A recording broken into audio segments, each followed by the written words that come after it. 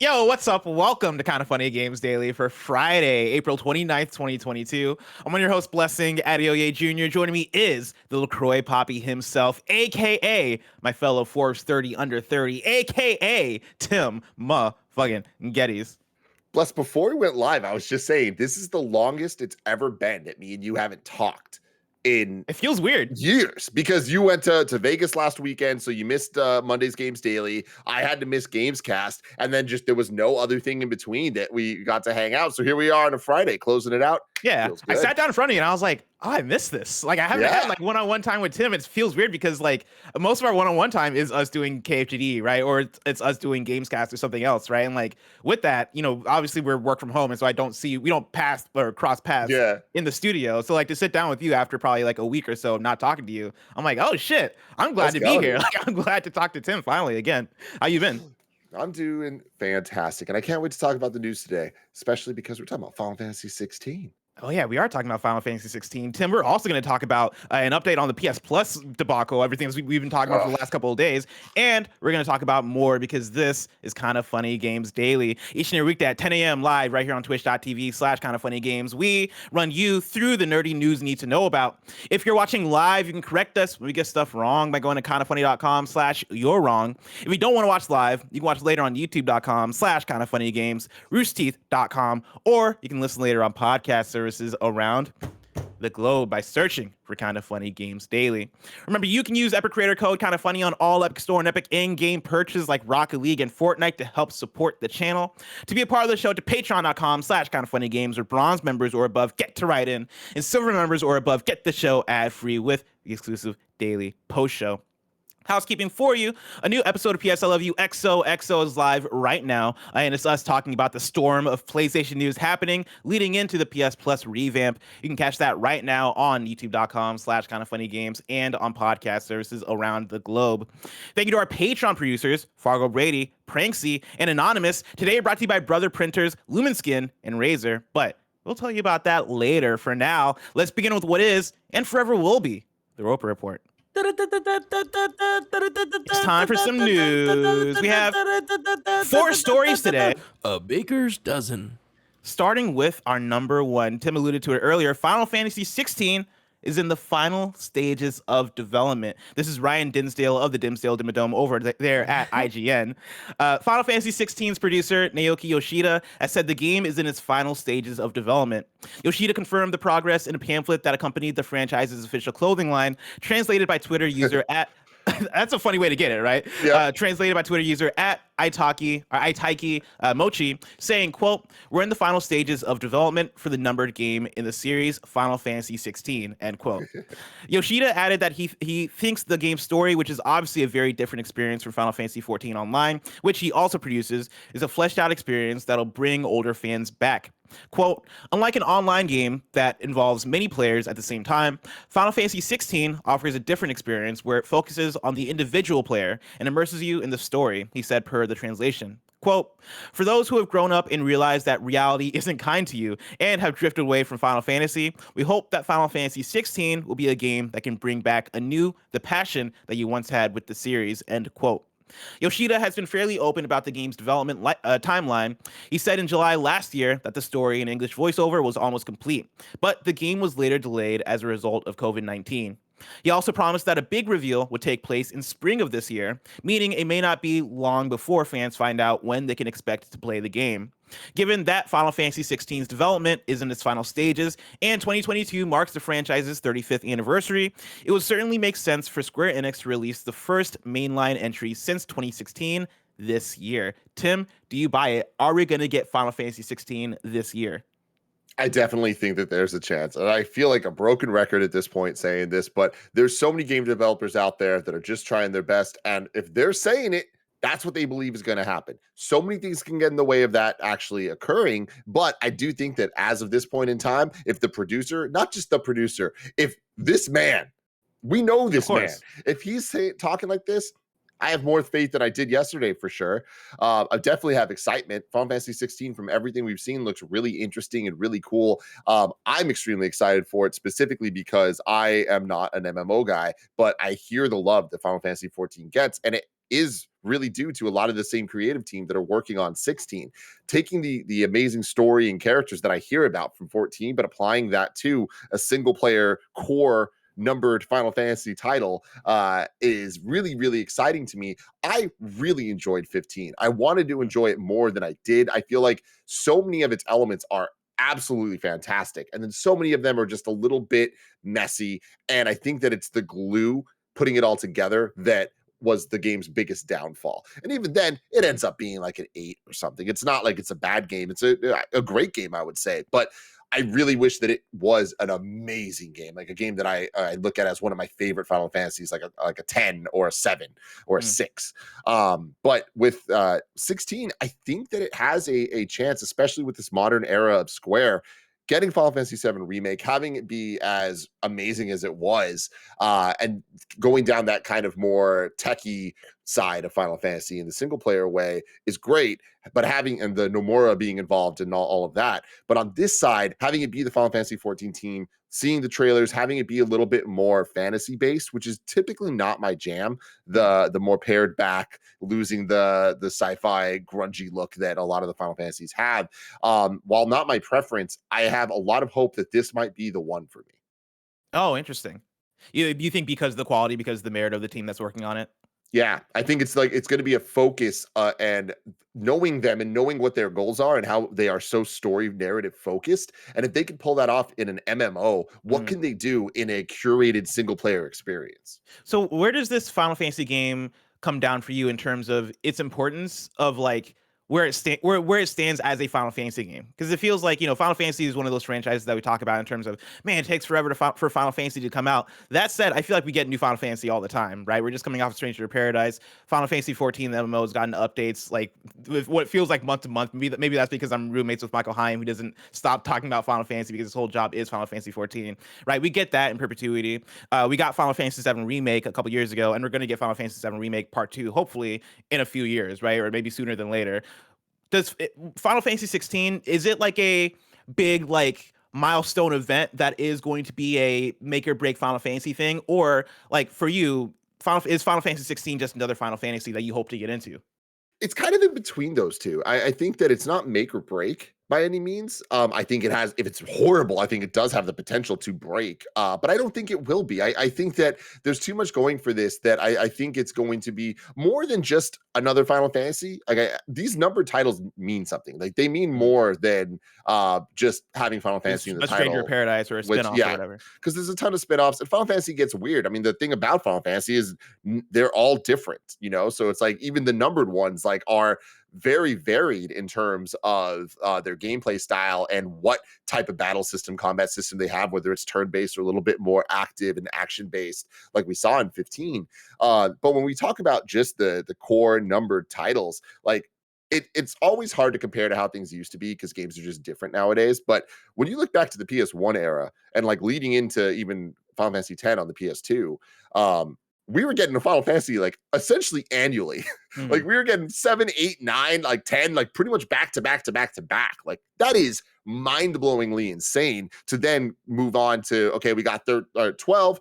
Then there was a gap to 13, and then there was a really big gap to 15 because we had those spaces for 11 and 14 to be the online versions, right? So those kind of caused an even bigger, it widened the gap more. And then 10 got a sequel, 13 got 2 sequels.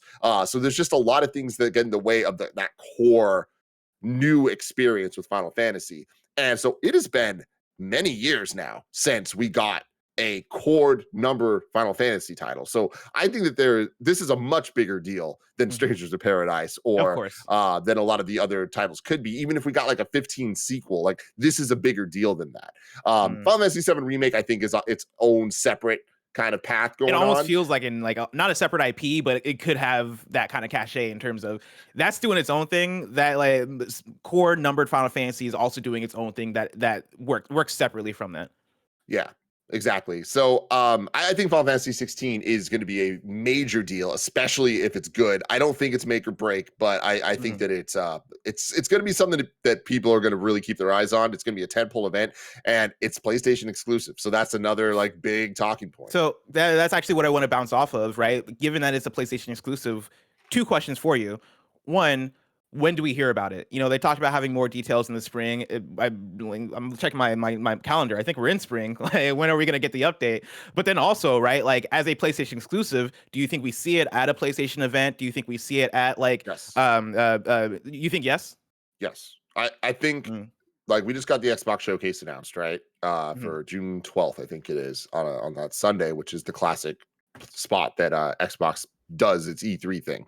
PlayStation the last couple of years has not done E3 things. They've done things a month before, a month after, whatever it is with their PlayStation showcases. I imagine we will get one this year. Greg and I were just talking about the fact that when you look at the way that Sony has been announcing and marketing its titles over the last couple years and releasing them, they announced so much in 2020 with the launch of the PS5 in terms of what phase 1 of PS5 looks like. It's time for phase 2. Like, we are ready to hear what everyone's working on again, because Ratchet is out, Demon Souls is out, God of War Ragnarok will be out. Horizon, like, there's all exactly, all those games they're known entities. They're out. Even on the Naughty Dog side, Last of Us 2, although not a PS5 game, was still in that conversation. Ghost of Tsushima, same thing, in that conversation. Days Gone, we're past all that now. So we need a new kind of showcase to be like, and here's the rest of the stuff coming. And Final Fantasy XVI being something announced during those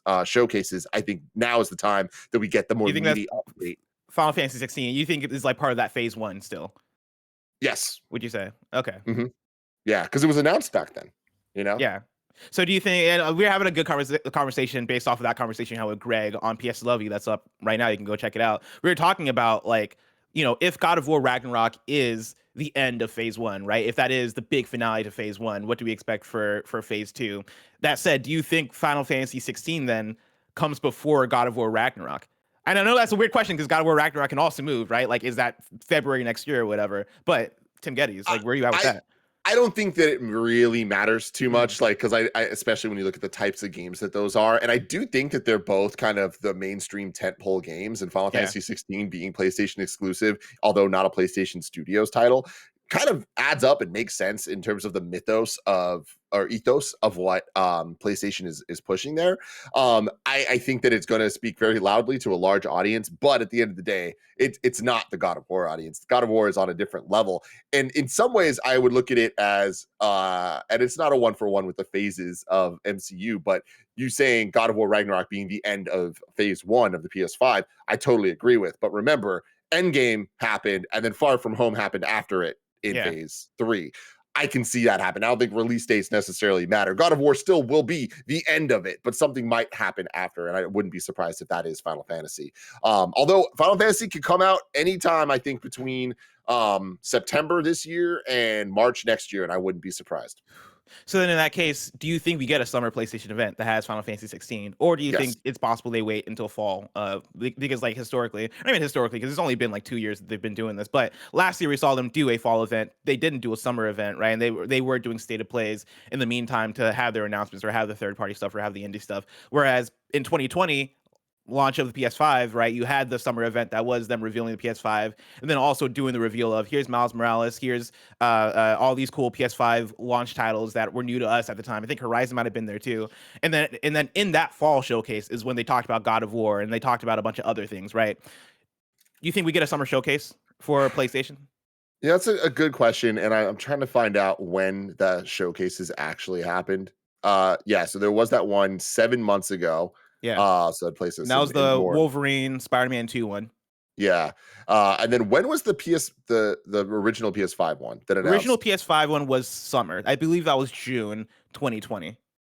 Yeah. So I don't know. I feel like there's no patterns to really follow here. I think that especially this year being the first year that, like, there is just no E3 at all, period. Not even digital. I think kind of throws everything in an even bigger shakeup, and Summer Game Fest has more power than ever. And we're now a couple years into this new world. So I imagine, fingers crossed, I hope that all the developers and publishers out there have a better understanding of what to do and what not to do. I think PlayStation and Nintendo are in very unique positions that they can do whatever the fuck they want at any time, and all of a sudden they are going to be the thing that dominates that day. So I don't think they need to really worry about strategizing around other people's events in a way that almost every other company does. But Microsoft already put its foot down and has its date. So now everyone else needs to kind of work around that. I think that was a really smart move on their part. So I don't know. My gut tells me it's going to be summer though, because we need updates on the fall for PlayStation. Yeah. So in terms of we were talking about strategizing, like announcements and showcase and all that stuff. Talking about strategizing release, Forspoken, that is this fall, right? That is a big Square Enix game. Do you think they could see a reason to want to separate those? You know, having Forspoken be this fall and go, actually, let's have Final Fantasy 16 in the spring. Do you think they want to avoid that? No, Square's so weird, man. They have so many similar games that are different enough that they aren't the same thing. And I do think that there is power in audience. There is power in having a brand that people know what to expect from you. And I do think it's one of those things where the people that like one of their games probably like another. Like you look at their more intense JRPG side of things, like the people that like Bravely Default are also probably going to be really into a lot of their other offerings. You know what I mean? It's kind of just like the way that this works. Like they are at this point, ironically, a niche kind of developer in a lot of senses. That gets a little not true when you start looking at the Western side with Crystal Dynamics and Eidos and all of them. But like, I'm not talking about that. I'm talking mainly about like the Square Enix side of it all.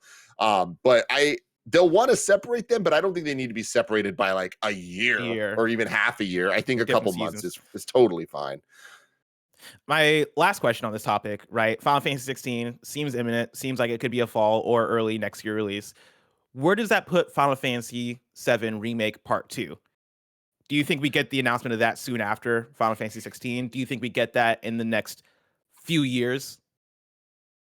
One of the stupidest things I say in terms of words, but the most powerful things I say in terms of meaning, is the fact that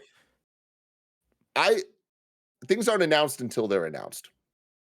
And as stupid as that sounds, it's one of those things of like, I want things to be announced that are, even if we all know Final Fantasy VII Part 2 is coming, until they officially announce it in a way of like with a trailer with some really like pizzazz, we are so much further away.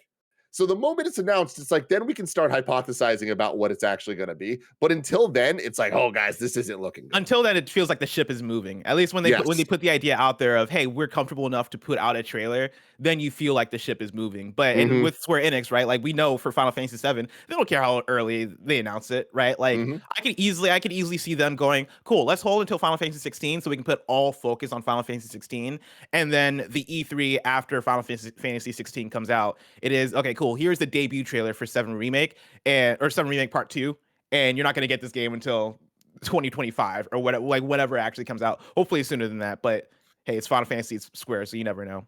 Yeah, man, it's especially complicated when they announced Kingdom Hearts 4, and I imagine a lot of the high up team members that are working on both projects are going to have to deal with both of them, and that's a lot. And there is a lot of worry. I don't want to go too long on this. This might be a Gamescast conversation, but like there's a lot of worry when it comes to both Kingdom Hearts 4 and Final Fantasy VII Remake Part 2, where we're kind of in a unique position where both franchises are about to go off in brand new, wild ways that they haven't ever before. And that requires a lot of new storytelling and new thinking that doesn't rely on just the things that came before.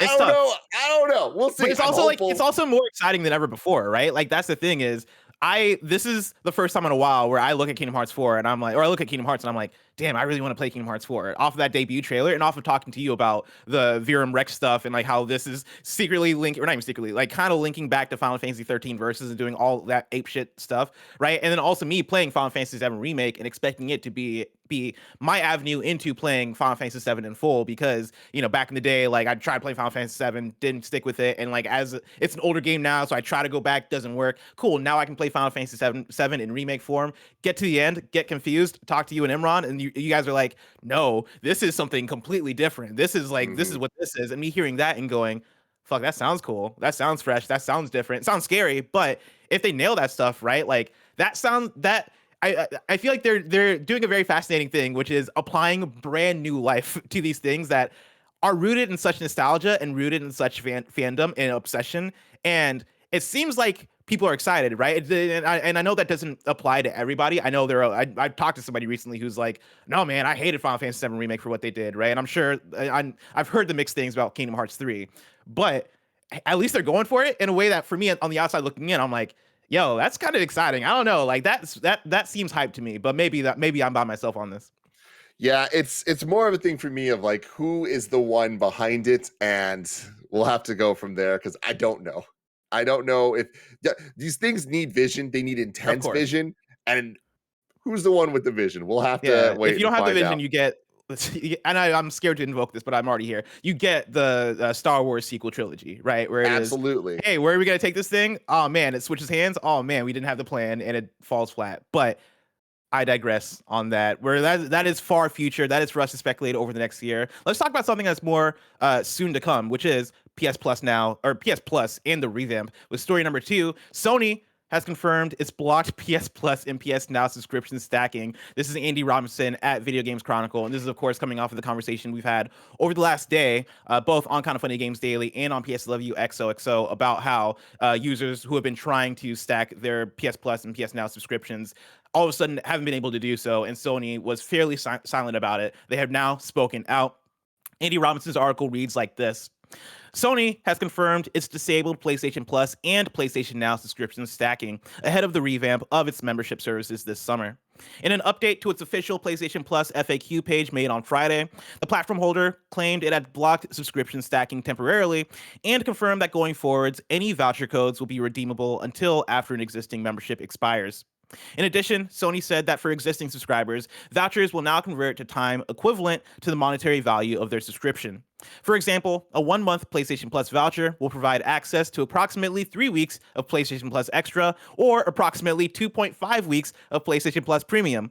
A 1-month PlayStation Now voucher will provide access to approximately 3 weeks of PlayStation Plus Premium. Quote, as we prepare to... It's so dumb, and I do have a graph that'll explain everything, all right? We got a chart, so don't worry, everybody. We love when companies roll out the charts. Quote, as we prepare to launch the new PlayStation Plus membership service, we are doing some work behind the scenes to make the transition as smooth as possible for all of our existing members, the FAQ update reads. Quote, as part of this work, we've temporarily disabled stacking memberships for existing customers until after the launch.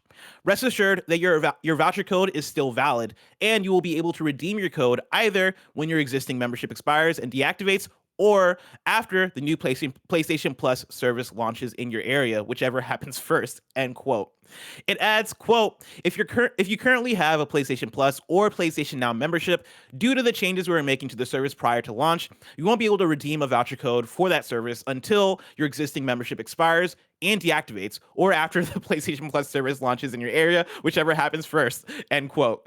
A large number of PS4 and PS5 owners have complained of being unable to extend memberships over the last few days, leading to suspicions that Sony had disabled PlayStation Plus and PlayStation Now stacking, although this wasn't officially confirmed until today. Kevin has brought up the chart I was referring to, and if you are listening, right? If you're a listener, and as I was reading through the story, you're like, man, that sounds confusing. That sounds convoluted.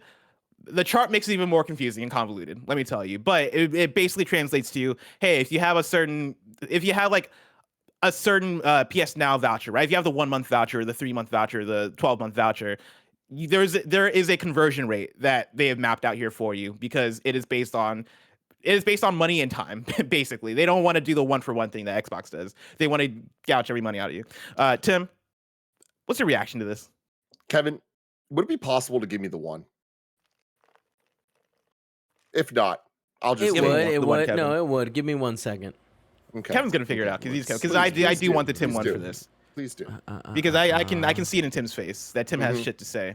I do. Okay, excellent. Is this right? Can you guys? Look at Kevin. Yeah, you're there. Kevin is doing magic at work. Give me 1 second. Look at this man making things happen.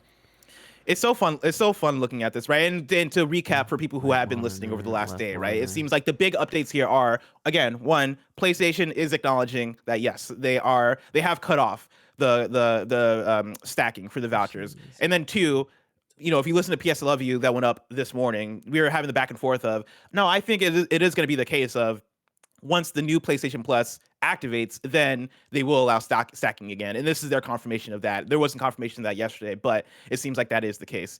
Where are we at with the one? It looks like we're almost there. Mm-hmm. Yeah, that's good. You got it. Tim, take the floor. There is nothing more annoying than a "I told you so" motherfucker. But today, I feel like fucking some mothers, okay? Because I told y'all. I fucking told y'all. You came at me a couple weeks ago on Games Daily when I said, this isn't going to last. You're not going to be able to just stack this. And all of you tweeted at me. I saw it in the chat coming at me. I saw it in the comments on YouTube coming at me of like, Tim, but they said that you can. They said that they're allowing you to do this. I told y'all they weren't going to allow you to do this. It just doesn't make sense. They're going to cut it off. Why would they let you stack this shit for a fraction of the price? Of course, people are going to write headlines about this, and it's going to go from not a problem to everybody talking about it, and then it's a problem, and then they're going to do something about it. And this is what they did. Jesus Christ, protect your mothers. You heard it here first, from Tim's mouth to your mother's ears. Tim, goddamn. Yeah, this is stupid. It's convoluted as all hell, and that chart's dumb. Charts are dumb. All this is dumb. But hey, it was inevitable. You would have thought that like we would have figured it out by now. If you need a chart to explain your service, then your service is too complicated. Like it's too convoluted, right? Like figure out a way to explain it that doesn't need a chart, and then you found the sweet spot. Nano Biologist has written in to patreon.com/kindoffunnygames, just like you can, and says, so we got the conversion rate for the new PS Plus, and why is it so needlessly complicated while also just not mentioning what happens if you have both PS Now and PS Plus? From initial glances, the conversion rates seem like they're based on price. $60 for a year of PS Now equals half a year, plus or minus a day, of PS Plus Premium. While their competitor Xbox has a conversion rate of 1-for-1 for initial signup from Gold to Game Pass Ultimate, a $5 a month loss for Xbox in addition to the regular $1/first month deal. Or at this point, with all the missteps of this rollout to date, are we just getting mad at one more thing that actually kind of makes sense, even though it's not the most fair to fans, because we believe the transfer would be 1-to-1 at launch, particularly for PS Now to PS Plus Premium. Tim, are we getting too mad? Yes, absolutely. Here's the thing. This chart's complicated because they offer a lot of things. There's a 1 month, there's a 3 month, there's a 12 month. So yeah, when you have to get all that information across to all these stupid motherfuckers out there, it's going to be convoluted. It's going to be a lot. This shit just pisses me off so fucking much. God damn it. But yeah, no, when it comes down to it, it's like, yeah, this is a messy thing. PlayStation has made a lot of mistakes when it comes to the rollout of this in terms of making it an exciting prospect. Yes. And this is just more things for us to look at and poke at and just be like, this is stupid, because it's fucking stupid. But are we making too big of a deal out of it? 1,000.5%. Yes. It's like I'm right there with you that, you know, somebody wrote in yesterday, right, asking if like, is this cruel, or like, are you still optimistic about PS Plus? And I'm of the place of, cruel, I think, is still putting it too much, right? I think it's mean, right? I think it's unneeded, and I think it's an unforced error that I think it was very predictable. Like, yes, they were going to do this because they're PlayStation and they know what they're worth, right? They know you're going to pay for PS Plus. They know you need PS Plus because you're going to play online. And they know they're not going to lose fans over this. You know, they're not going to lose a player base over this. You know what they're going to do is they're not going to lose more money is the thing, because as they had it opened up for you to stack and hopefully get that conversion rate in there, they were losing money. I think what you see, or what they were seeing, was, hey, at the start of it, we're not going to make a big deal because certainly not many people are going to take advantage of this. But over time, right, over the last couple of weeks, you see articles come out, you see people make posts on Reddit, make posts on forums, and go, hey, you can like get a deal right now if you go ahead and stack these memberships. And I think they see enough of that happen to where they go, ah, fuck, all right, yo, shut this down. Don't let them do this shit, right? Like, and again, that's unfortunate. It's mean, right? And it's also business, and PlayStation is a business, and that's the unfortunate reality of it. I think, love that you keep saying it's mean.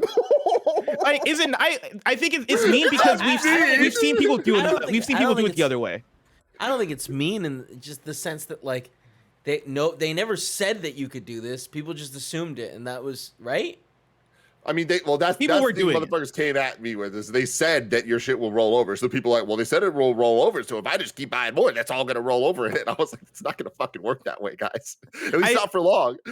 I say it's mean in the way that, like, this is not a decision that is going to support the consumers in any way, right? And it doesn't have to be. But also, is it anti-consumer? Yes. Is it pro-business? Yes. Are they a business? And the reason I say it's mean is because we've had it the other way, right? Where you see the $1 thing for Xbox Game Pass. You've seen like how generous that deal is. That by comparison, like this feels not doing as well as Sony is in this.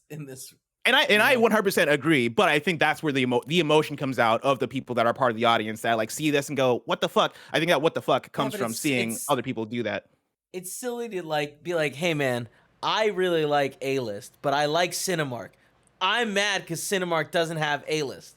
Like, you know what I mean? Like that doesn't make sense. Yeah, Cinemark's thing sucks. It's terrible. Someone needs to talk to Cinemark about it. Yeah. Hey, Mr. Cinemark. Hey, Mr. Cinemark. The other half of it for me is the fact that I think this could have been a thing that was more exciting. I think PS Plus, the new revamped PS Plus, could have been marketed and treated in a way that would have gotten people hype if they had the right talking points behind it, if they made better decisions with the rollout. I don't think it had to be this thing that was middling to frustrating for some of the players, right? Like, because I look at this and I'm like, yeah, I'm not fucking like, I don't think this is cruel. I don't think this is like fucked up or whatever, but I'm very unexcited about the new PS Plus, right? Like, I'm not like hyped. I don't look at and they're going to announce the library someday. And when I see the library, maybe that'll be someday. But even when I think about the prospects of what the library could be, right? And like, I look at the leaks and I look at the games that apparently have expiration dates on PlayStation Now and all this stuff, right? Like, I look at that and I'm like, yeah, I know what this is going to be. Yeah, this is going to be, it's going to be just a switch up, and it's going to be a new way to experience PS Now and PS Plus. And it's not necessarily going to be that much better. You know, I think it's going to be better by the fact that they're adding in PS2 and PS1 games, but I don't think this is going to be a revolution of what PlayStation was. And I think that is the thing for me where they could, I don't think it would have been that crazy for them to turn it into a thing that was more exciting if they rolled it out better. But the rollout is just frustratingly bad for me. But it is what it is. It is what it is, Tim. You know where you can get a great deal, Tim? Patreon.com/kindoffunnygames, where you can go and get the show ad-free. And speaking of ads, let us tell you about our sponsor. Hey computer people, announced at CES and available now, the latest generation of Razer blades feature all new NVIDIA GeForce RTX 30 series GPUs and up to an RTX 3080 Ti featuring a suite of cutting-edge features to improve gameplay, including NVIDIA Reflex. NVIDIA Reflex delivers the ultimate competitive advantage, the lowest latency, the best responsiveness. Get the competitive edge you need at sub 25 milliseconds. And I asked the one, the only, the Nitro Rifle, Andy Cortez, is that good? And he said, ooh-wee, sub 25 milliseconds is great. And I said, that's fantastic. Acquire targets faster, react quicker, and increase aim precision in the most competitive games such as Apex Legends, Fortnite, Call of Duty, and more. Learn more about the Razer blades powered by NVIDIA GPUs with NVIDIA Reflex technology at Razer.com. When I needed a printer, I turned to Twitter, and so many of you told me Brother was the way to go. For more than a year now, Jen and I have been using our Brother printer for immigration paperwork, baby paperwork, and a million other things. It's been great, but you know what printers need? Ink. And while it used to be a hassle to get ink, Brother's Refresh Easy print subscription has made it easy. The Brother Refresh Easy print subscription service is a printing plan that is based on the number of pages you print. You choose a monthly plan based on your print volume needs, color, black and white, and all print for one monthly cost. And instead of having to remember to buy replacement ink cartridges, your printer does the work for you through an intelligent ink and toner level monitoring feature that tracks the remaining amount of ink or toner and orders it before you run out. The Brother Refresh Easy print subscription service is a convenient, worry-free way to print. Each plan is flexible, and you can change or cancel your subscription at any time. So what are you waiting for? Stop running out of ink when you need it most and put your printer to work with the Brother Refresh Easy print subscription service by signing up at brother-usa.com/printwithrefresh. Again, that's brother-usa.com/printwithrefresh to sign up for the Brother Refresh Easy print subscription service and stop worrying about your ink levels. All right, guys, let's chat skincare. If your skincare routine is basically you washing your face in the shower with that one shower gel that you've been using since high school, then it's time to level up your skincare game. Because as it turns out, that regular body wash you've been using that you thought was good enough is probably damaging your skin. But thanks to Lumen, you can drop that bottle of 3-in-1 and start using products that actually take care of your skin. With Lumen, you get the highest quality products. All their products aim to help with those stubborn acne scars, under eye circles, wrinkles, sun damage, dry skin, oily skin, you name it, it's all there. Starting with Lumen is easy. All you have to do is take a 2-minute quiz on their website and they'll tell you exactly which routine is best for your skincare needs. Gia has been using the charcoal face wash and charcoal face scrub and she feels so fresh afterward. She has dry skin, so especially during the winter, it's nice to have that hydration and exfoliation. Also, she's a big fan of the really subtle citrus smell. Level up your skincare game with Lumen Skin today. Go to lumenskin.com/kindafunny to get your free trial of Lumen's products. That's LUMIN skin.com/kindafunny for a free trial. lumenskin.com. Tim, let's like, did the thing go early? What was up with that Yeah, countdown? I mean, Come and goes 5, 4, 3, 2. Oh, all right. but it just doesn't make any sense. All week, it's worked perfectly. Today, it just went 2 seconds early. I don't understand how it works. And also, bless, just to make it, just tonight is unbearable weight. Yeah, of not massive North. talent. Yeah. Yeah. No, I got that. All I got that. I might come through. Just hit me up. This doesn't concern the audience. What a fucking show, Bless. I missed you. I miss you too, Tim. Story number 3. Let's lighten up the mood by talking about some Sonic the motherfucking Hedgehog. Sonic 2 is the highest grossing video game movie ever in the USA. This is Ryan Dinsdale again from Wait, the Dinsdale what? Dimmadome at IGN. What's that, That can't be Kev? right. That can't be right. You say Sonic 2 is the highest grossing... Video game movie. Did I miss out Oh, the video game? movie. Okay, all right. Not the highest grossing movie of all time. The highest grossing video game movie in the US. The article reads like this: Sonic the Hedgehog 2 is the highest grossing video game movie ever in the US. As pointed out by star Ben Schwartz, the sequel has now outperformed the first Sonic film, the previous record holder. Sonic 2. I'm gonna explain why I'm like messing up right now. Right? I read Ben Schwartz and Tim. You wanna hear a story that is very me? Yes. It's a very me story. I've been watching Severance, right? I got I was Don't loving spoil Severance. shit. I'm not gonna spoil So shit in good. Severance. It's so good. What I am gonna say is that I have been conflating Adam Scott and Ben Schwartz for a very long time. I understand that. Yeah. Where I like halfway through Severance, I was like, I can't believe that this is the same guy from Middle Ditch and Schwartz. I can't believe he has this range. Legitimately, that was a thought that I had. And then I had to look it up. I was like, there's no way. They look very different. I don't know how it happened. I don't know how it They're a happened. similar All right. tier of actor, I would I say. think they're yeah. similar tier. They might have similar body types. I have no idea. Come on, guys. What's his face is way better. Not Ben Schwartz, the other one. Adam Scott. Adam Scott's way better. Schwartz is great though. I mean, Have you he's seen fun. Middle Ditch and Schwartz? No, I haven't. I don't even know what it is. You keep saying it very quickly, and it's very confusing. Middle Ditch and it's their improv show. There's a dude named On Middle Ditch. Netflix. They just improv with. It's on Got Netflix, it. and it's Is fantastic. that the guy from? It doesn't matter. Let's keep moving. Who's the guy? Which one of them? Because this I don't know which is which. Which one of them plays the devil in The Good Place? That has to be Ben Schwartz. Kindoffunny.com/you're wrong. I never saw the end of The Good Place, so I didn't meet the devil. I think it was like season 1. That was Adam Scott. Adam Scott. He doesn't Holy play the shit. devil, does he? Adam Scott then does have great range if that is the case. Holy He shit. does. Yeah. That is incredible. Anyway, Yeah, back Adam to the news Scott's story. As pointed out by star Ben Schwartz, not Adam Scott, the sequel has now outperformed the first Sonic film, the previous record holder. Sonic 2 has hit $147 million in counting, compared to the original's $146 million. Sonic 2 didn't conquer the global market, but still did pretty well, making $287.8 million, according to Deadline. While still an impressive amount, the film falls short of 2016's World of Warcraft, which made $439 million. Tim, the Sonic 2 takeover continues. I love to see it, man. It's the best news ever. CinemaCon happened the last couple days, and Paramount did their thing, and it was all led off by Ben Schwartz as Sonic the Hedgehog, like talking shit about all the other companies, which is just fucking everything I've ever wanted in life. I love that this is the world we live in, and that we're getting good Sonic movies. We're just gonna keep getting more of them. Let's fucking go. Tim, what is next for video game movies? Like, what next IP do you think reaches this height? Is it Mario? Yeah, I mean, I think I keep saying this, but I think we're just in the era where we're in phase 1, to go back to it of the Marvel thing. We're in phase 1 of good video game movies. Like, we're not going to be getting the crazy, we're not getting the Thor Ragnarok yet of video game movies, but like they're setting the groundwork here. We're building towards it. I think we're going to get, my prediction was we're going to get more good than bad media properties, video games in the next year.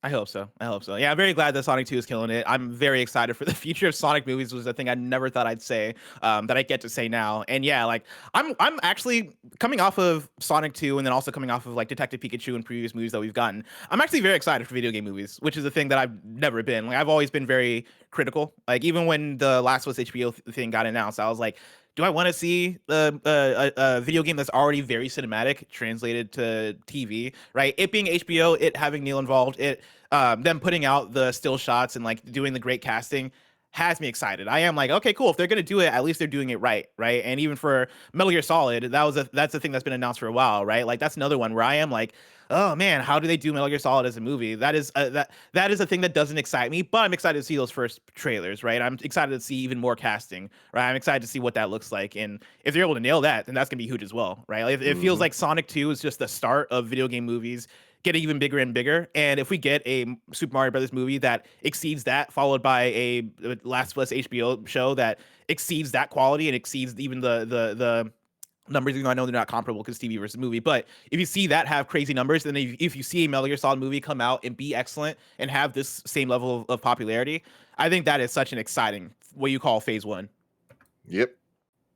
Tim, let's round out the Roper Report with our final news story. Story number 4, PlayStation hires former Kabam and Zynga executives to mobile business. This is Danielle Partis at gamesindustry.biz. PlayStation has added 2 new senior hires to its mobile division this month. Kabam veteran Chris Davis as senior director and head of mobile business development, and former Meta and Zynga executive Olivier Courtemanche as head of mobile product. Davis spent over 7 years at Kabam, most recently as its vice president and business development, managing M&A, licensing, and partnership efforts, as noted by mobilegamer.biz. Prior to PlayStation, Courtemanche spent nine months at Meta as a product manager and 6 years as director of product at Zynga. The studio has also tapped other mobile-centric talent in the last year as it seeks to expand its offering in the space, including former Apple Arcade content head Nicolas Sebastiani as VP and head of mobile, EA executive Chris Spencer as senior mobile producer, and former Glue producer Elizabeth Dumbrick as mobile product manager. Last May, PlayStation boss Jim Ryan shared the firm's intent to bring some of the studio's iconic IP to mobile in the coming year. And this is a fun one to talk about, especially coming off of PS Love You, which went up again this morning, where, in talking about some of the other efforts that PlayStation is doing, we talked about the game preservation team, right? I referenced the mobile team effort, or the mobile effort that PlayStation is doing, right? All the hires that are going on there that we haven't heard about in a while. It feels like it's been a minute since we've actually talked about this stuff, and we've not seen much from it yet. It seems cool that, like, again, they're moving forward with it, right? They're hiring more people. They're moving forward, right? I'm still curious in seeing what this looks like, right? Like, are we gonna see full-fledged PlayStation mobile games? Are we gonna see? Is it gonna be like what Nintendo did with like Mario Run? Are you gonna see Kratos Run? Like, Tim, where are you at with PlayStation's mobile effort currently? I can't get Adam Scott out of my head, Tim. Yeah, I thought you were laughing at Kratos Run because that got that me. Too. God. Yeah, no, you're bringing up good points here. I don't know. We'll see them eventually. I think PlayStation is, again, they're in this weird place right now where they are kind of just fulfilling the promises they've made the last couple of years with their core titles. And then on the other side, we get a bunch of these blog updates about the PS Plus changes and all that stuff where they're not officially making it a big deal quite yet. At this point, I don't necessarily think they're ever going to. Like, I don't think we're going to get like a state of play in June that's like, here's how PS Plus has changed, and here's all the games, and here's why it's exciting. Like, I just don't think they're going to do that. I think this is kind of just like behind the scenes kind of work going on. So then applying that to all of their different initiatives, I don't know when we'll see the fruits of this labor, but I don't expect it anytime soon necessarily. Like, I think we're going to get the next slate of PS5 games kind of announced and worked on. And I think that this stuff might be the next step in the blog posts. You know what I mean? And we just start getting little updates here and there about like what they're working on. But I don't think we're going to get a Kratos Run or something like that in 2022. I feel that. Yeah, like I my expectation for it is to be what you're talking about, right? Like the slow updates. Like I think it will be on a random Tuesday. There will be a PlayStation blog post that is, here's Astro Run. I think Astrobot probably makes a better fit for the run game. Here's Astro Run coming to your mobile device near you or whatever. I think it'll start with that, but I think it will probably start with the biggest IPs and then going down. I think it'll be similar to what we see a bit with PlayStation Productions, right? The movie effort of, hey, here's the Uncharted movie. Here's a Ghost of Tsushima movie coming up. Here's the Last of Us HBO show. Here's Twisted Metal, which feels random, but hey, we'll see what they do with that, right? Like I think you'll see a similar level of an Uncharted mobile game, followed by the God of War, followed by the stuff that makes the most sense for how you keep your IP active, right? What IPs make sense? What are the IPs that are active? What are the ones that you want to continue to promote and continue to let live, right? And then I think you then dig down and see like what are the other cool things we can do from there.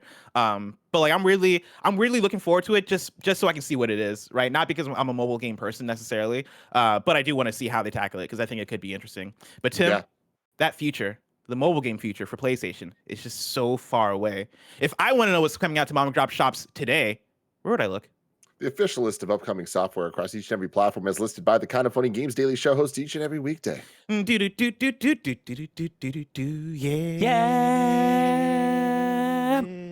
Out today, we got D&D and Randy DX for PS5, PS4, Xbox Series X, Xbox One, Switch, and PC.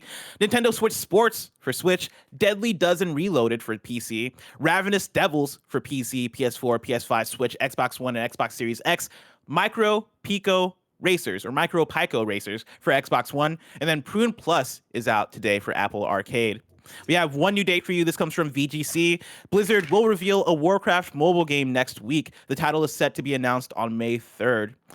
Deal of the day for you. Microsoft has announced that May 2022's games with gold are Yoku's Island Express, The Inner World, The Last Wind Monk, Hydro Thunder, Hurricane, and Viva Pinata Party Animals, which I think is honestly a pretty decent month compared to what we've gotten before with Microsoft games with gold recently. And so like Yoku's...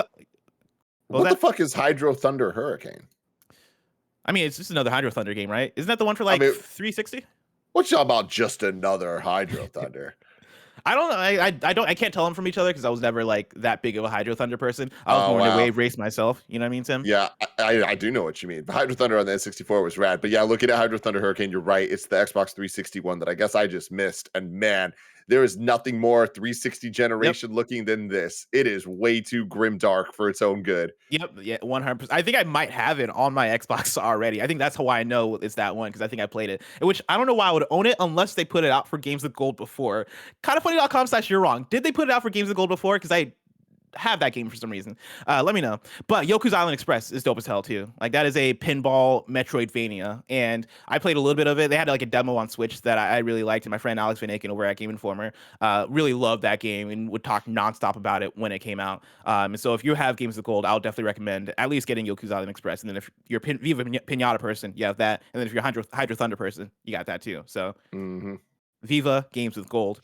Tim, now it's time for reader mail. Of course, you can write into patreon.com/kindoffunnygames where you can get the show ad-free and get your questions read on the show, just like Nevans Island did.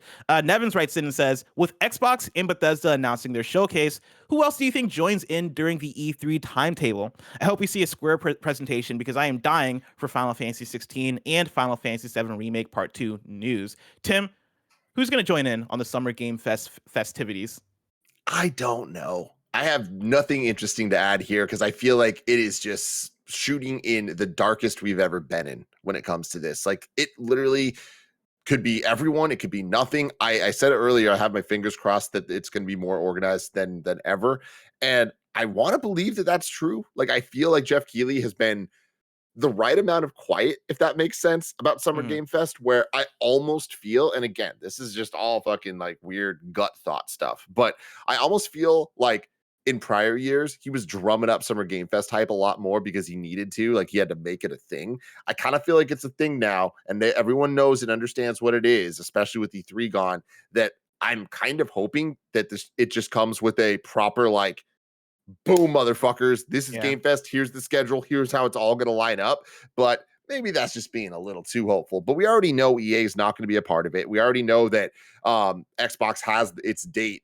Using that as just kind of like rough information, I don't think it's going to be this end all be all thing. Oh, and speaking of that, by the way, something I haven't seen enough people talk about is I feel like it was the most slam dunk hypothesis that we were going to get Jedi Fallen Order 2 at Star Wars Celebration announced, and then see a deeper dive in the summer sometime at EA Play or something. EA Play, not happening. And the Star Wars Celebration panel schedule was put up, and nowhere would Jedi Fallen Order thing fit. They could always add something last minute. At any moment, they could literally just get on stage and be like, we're doing a game, more information here, and that's fine. But I thought it would come from like a games panel or something, and there's only a Star Wars Hunter panel. So all that's kind of like up in the air for me. I still believe that game's happening. I still believe it's coming this fall. Where are they going to talk about it?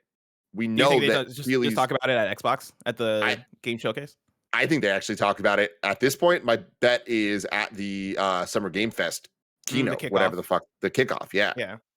So I see, that was the thing that I forgot about, right? Like the Summer Games Fest kickoff thing that Jeff Keighley did for the first time last summer. Like that is the thing that certainly he'll want to do again, because I think that saw so much success, especially with him having games like Tiny Tina's Wonderlands and then closing with Elden Ring, right? Like I think that turned into a big event for him that I think he would for sure want to replicate, especially now that E3 is gone. I think right now the iron's hot, you got to strike it. And so for sure we're going to see that. I imagine that we'll have a Ubisoft forward. I think that makes sense. I think Ubisoft is down to attach themselves to that summer period, even if it is with Game Fest or not. I forget if they have a history with Game Fest. I remember talking about one year how they didn't associate themselves with Game Fest. Maybe they end up doing it this year, or maybe they just stick to doing their own thing, but still have it in that summer slate. I can see either happening.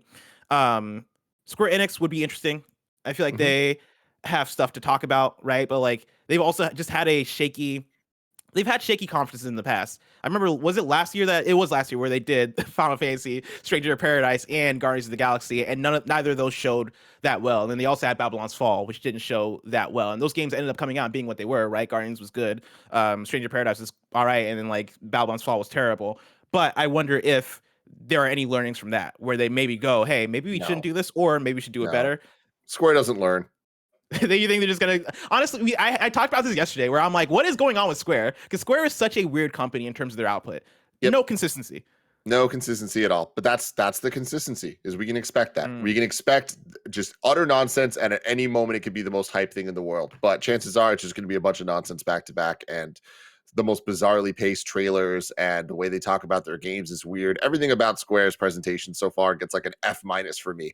But one day maybe that'll change. I'm not holding out hope for that though. But yeah, you're right. Like we are a little overdue for some Square info. However, I think that the Square info we're looking for is more likely to be at a PlayStation event than a Square event itself. Yeah. We haven't got a Ubisoft forward in a while, it feels like. So I think getting some updates from them is almost overdue. But I think they're still a little ways away for that to be the case, because while we don't know everything they're working on, we kind of do. You know what I mean? It's like there's not like too many big like curveballs that we're expecting at this point. I think there's enough for them to talk about though, right? Like you have Mario and Rabbids Sparks of Hope that is supposed to come out, I think, this year, and so I'm sure they'll do like a re-reveal of that, and like I forget if that has a release date. Kindoffunny.com/you're wrong if it does or if it doesn't. But I'm sure if it doesn't, then they can give it one, or if it does have one, then you just double down. Whatever the next Assassin's Creed is, right? Like they can talk about that. They can talk about what's next. They can maybe update us on Beyond Good and Evil 2, or maybe just continue to not. There is like a bunch of stuff that's in the air in terms of their free to play stuff too, like what's going on with the X Defiance of the world and the Division Heartlands of the world and all those ones. Like I think there's enough for them to talk about and update, like Roller Champions. I'm sure there will be a DLC update for Riders Republic. Like I think there's Avatar Frontiers of Pandora. There's so much for them to talk about, and so I think for sure we're overdue for a Ubisoft forward, and I think summer, like June, will probably be the right time to do it. My question for you, Tim, is do we see a Nintendo Direct?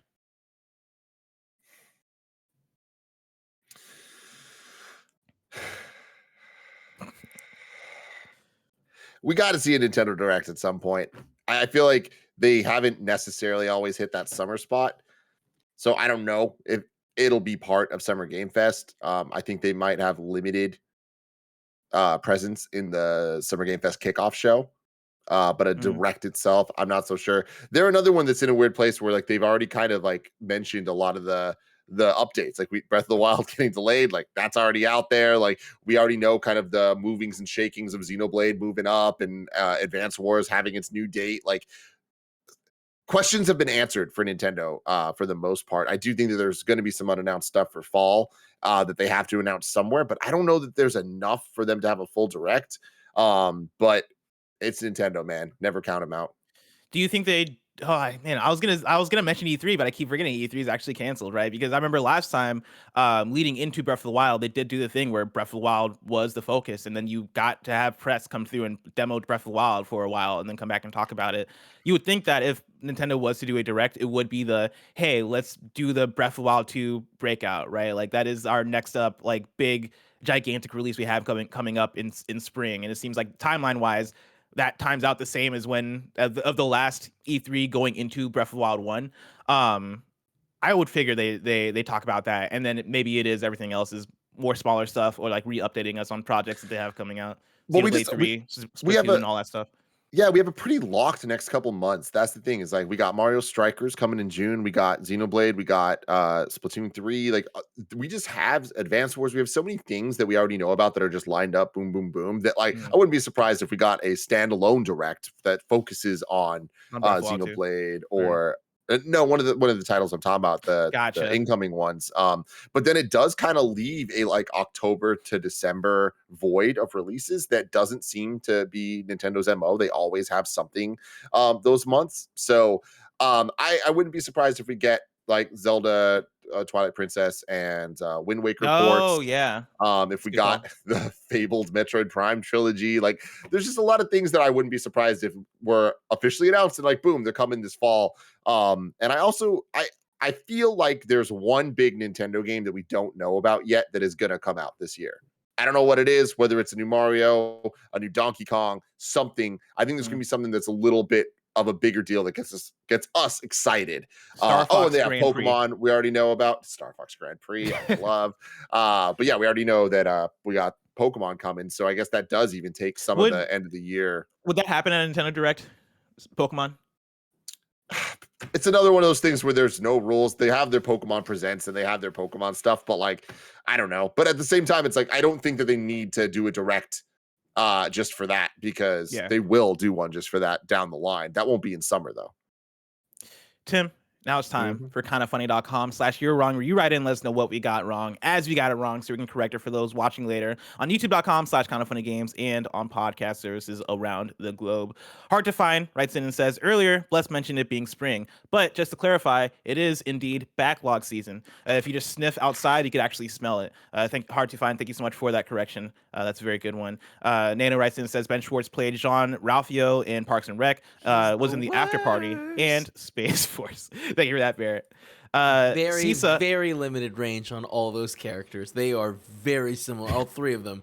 Just a heads And you know what? He does great. them all very well. Very well. He plays that character very well. But no, Adam Scott is the one with the range. I'm sorry, Ben Schwartz, but you play Sonic, so you're better in my heart. Even though, Severance, what a show. What a goddamn show.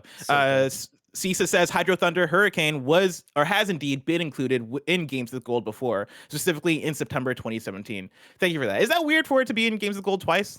Who knows? It's been 5 years. Who cares? Nano then writes in and says Sparks of Hope is still listed at as 2022, so no concrete release date for that one. And that is it for kindafunny.com/you're wrong. It is Friday, which means we have a new week of hosts coming up. On Monday next week, you're getting me and Tim. That's right, we're back at it like a bad habit. Tuesday, you're getting Greg and Gary Witta. Wednesday, you're getting me and Janet. Thursday, you're getting Greg and Tim. And on Friday, you're getting Greg and me. If you're watching this live on Twitch right now, after this is Fortnite with Mike and the crew. If you want to catch that stream later, you can subscribe to youtube.com/kindafunnyplays. Remember, this has been Kinda Funny Games Daily, each and every weekday live right here on twitch.tv/kindafunnygames. We run you through the nerdy news you need to know about. We have a Patreon post show for those that are subbed at the silver level of patreon.com/kindafunnygames. So stick around for that. Otherwise, until next time, Game Daily.